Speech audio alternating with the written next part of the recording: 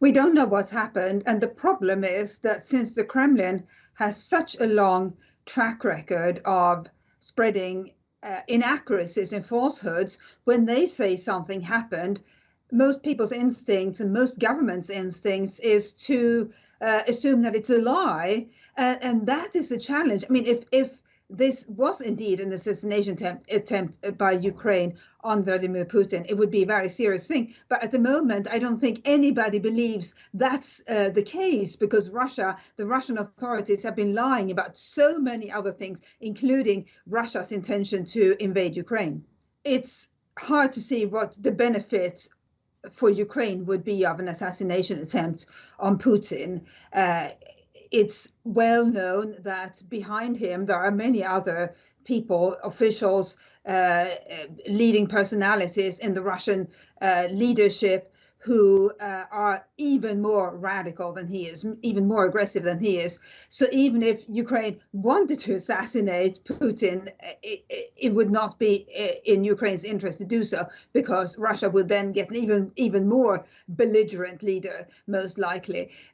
What is if we look at it from the other side, it is indeed in Russia's interest to pretend that Ukraine has tried to assassinate its president, because then Russia has a legitimate reason to strike back against Ukraine and to accelerate and widen this war. And that's another reason why so few governments, so few observers assume that this was a Ukrainian attack. It looks very much like a Russian false flag operation, something that Russia wants to blame Ukraine for, so as then to be able to further attack Ukraine.